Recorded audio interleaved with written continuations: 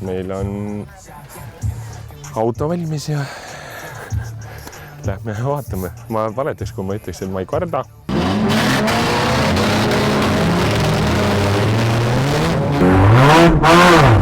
Orjad on kõik.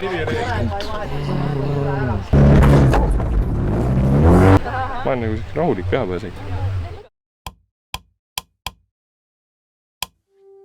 Tere tulemast tagasi meie romuringi debüüdi seiklusi jälgima. Eelmises osas jäime selle koha peal pooleli, kus mul 4 sõidust 2 sai tehtud ja minu armas Mazda oli kenasti vastu pidanud ning tahtnud selleks ajaks ainult klaasipesu ja 4 liitrit õli. Lähme edasi. Täiega, siin peal on nokkida midagi.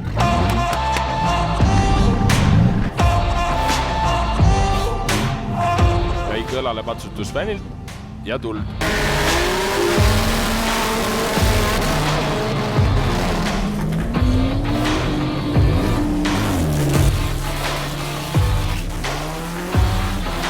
Kolmas sõit ei alanud varasematest kuidagi erinevalt. Kõik olid endiselt väga kurjad.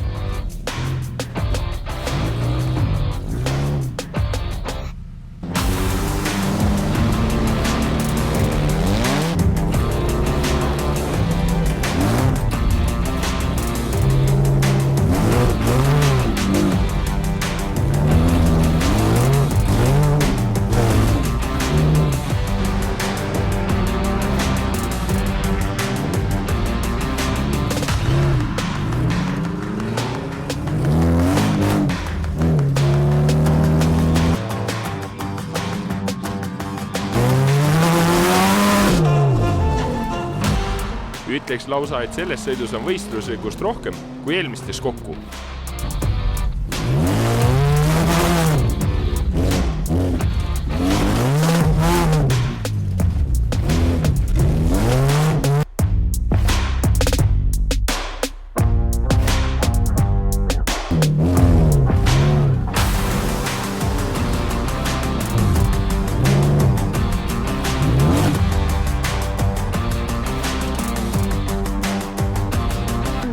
Paraku tabas mind sama mure, mis ka teises sõidus.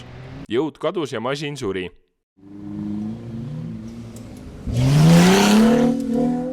Mõned lootust kaotavad hetked hiljem, aga käivitus uuesti ja sõit sai jätkuda.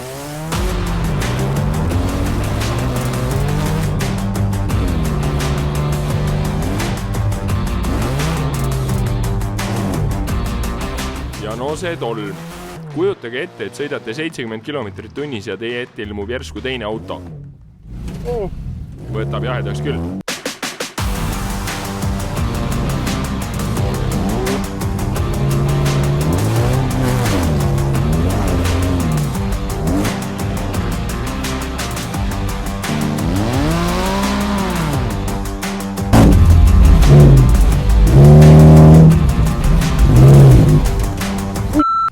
Nüüd hakkas minu hinge tekkima ärevus.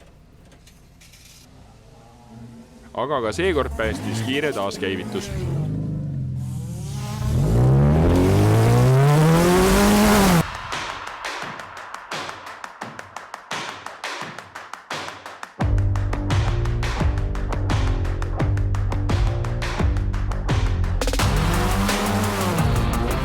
Tundub, et sellesse kurvi oli mingi needus pandud, sest juba iga jumalama ring kadus siin autost jõud.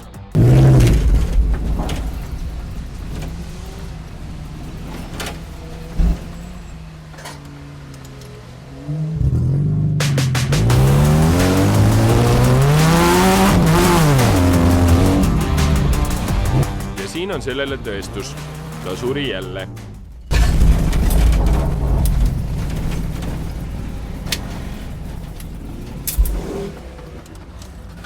Aga kui eelmistel kordadel õnnestus ta uuesti käima saada ja sõitu jätkata, siis nüüd oli ta koostöölepingu lõplikult üles öelnud.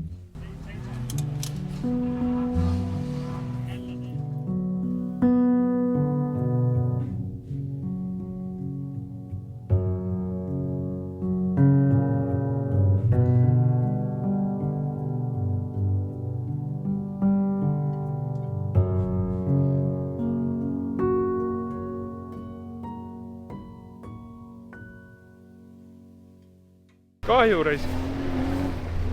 Hea sõit on ju.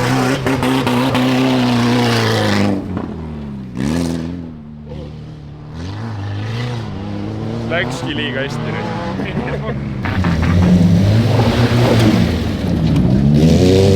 Ainus pluss selle asja juures oli see, et minu katkestamine leidis aset kõigest paar minutit enne 3. sessiooni lõppu. Ehk siis kaotsi võis minna kõigest paar ringi.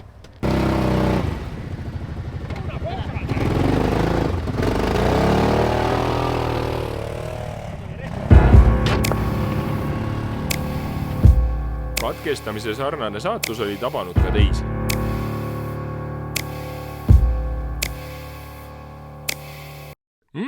Õun! Nüüd pidin hakkama viga otsima, aga toredad mehed, nagu me autopositiivis oleme, siis ei võtnud me kaasa loomulikult ühtegi tööriista, sest kellel neid võiks romurallil vaja minna. Õhupuuduse käes meie Mazda ei vaevelnud. Järelikult on puudu kütusest või sädemest. Meie õnneks saime abi kõrberebaste tiimilt, kelle enda autod olid juba selleks ajaks otsad andnud ja kes olid lahkelt nõus meile küünlavõtit laenama.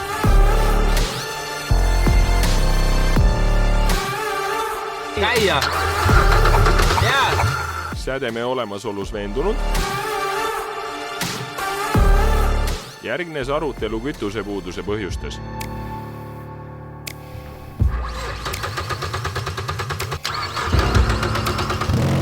Preku kasutamine andis lisaks mõista, et masinas on veel võitlusvaimu, ainult andke kütus silindrisse.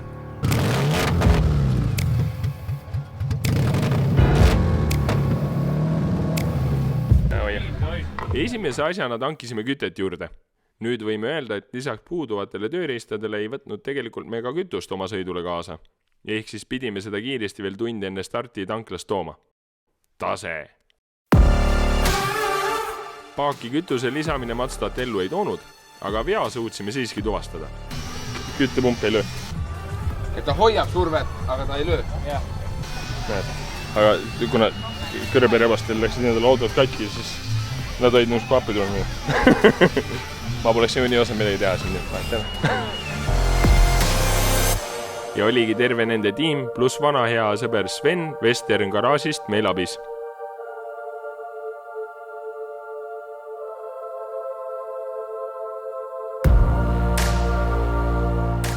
Punane pluss ja must on mass.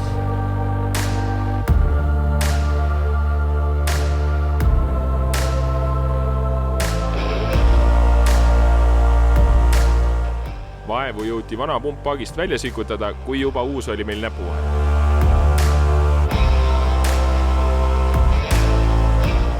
Hämmastav, sa lähed 2 käed taskus rallile ja auto lagunedes on just sul vajaminev varuosa ei tea kust kohast kohal. Ning lisaks on sul grupp mehaanikuid seda vahetamas.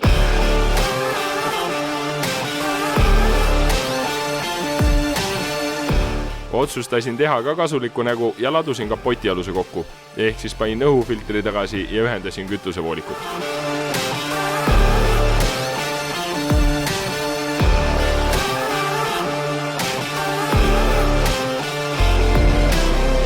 Ja juba ta oligi jälle elus.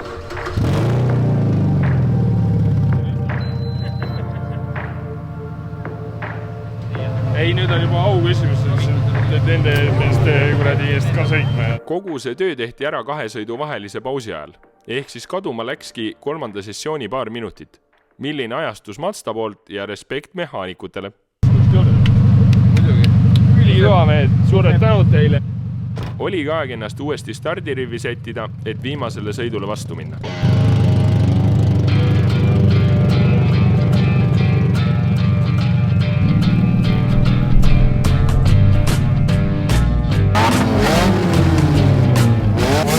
Viimane sõit.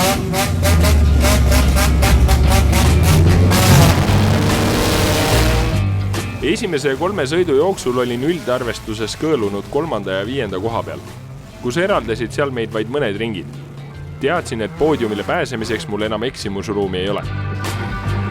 Mazda peab nüüd vastu pidama ja ka mina ei saa endale riske lubada, mida ma ei olnud, olgem ausad, ka siiani võtnud.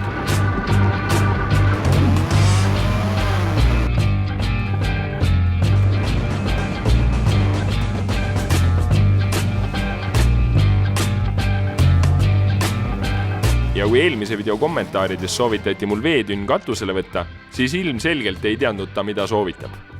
Iga piisk muutis nähtavust veel hullemaks ja oma osa mängis ka see, et ilmselt oli kojameestes järgi rohkem metalli kui kummi.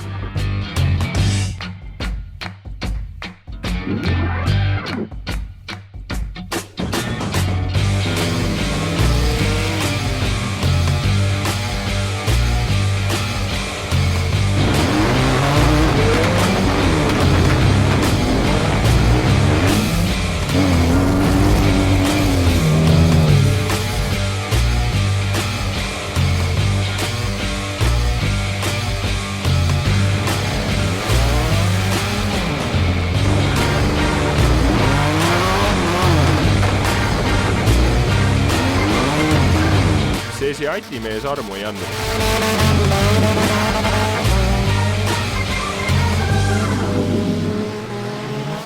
Ka mulle mitte.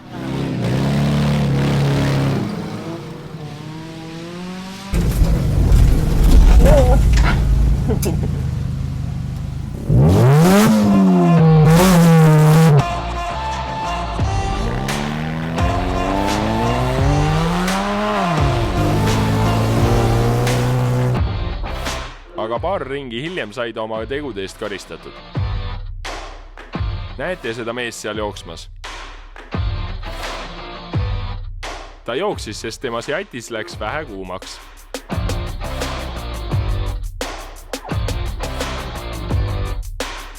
Pärast säraküünla emaldamist sai korraks peatatud sõit jätkuda.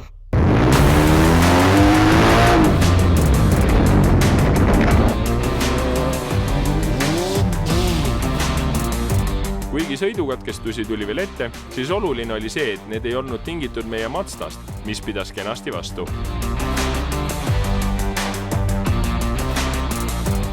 Kuni päeva lõpuni välja.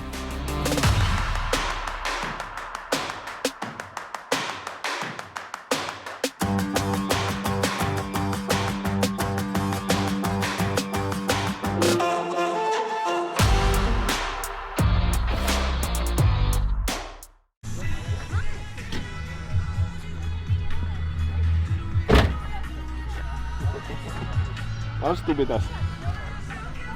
Lõpp oli jube segane, midagi aru ei saanud. Jube palju lippe. Ma ei saa aru. Aga sai tehtud. Näen ilus välja. Oi. Aga valma. Vee kasutasid ära kõik. Kõik on vee kasutasid ära. Auto pidas vastu. Umbehe. Kuigi auto pidas vastu, ei olnud me veel teadlikud, kas sellest piisas, et mind ja Mazdat poodiumile viia.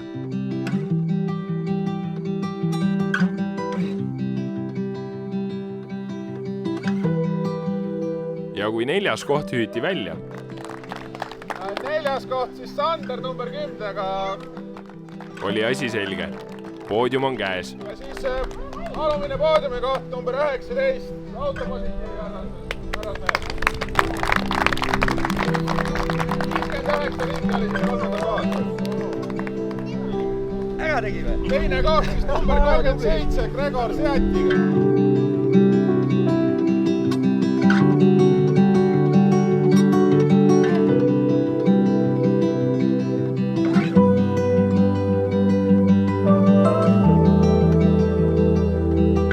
Nii ja aitäh jõmmu sulle, et sa selle nüüd meil lõpuni valmis ehitasid.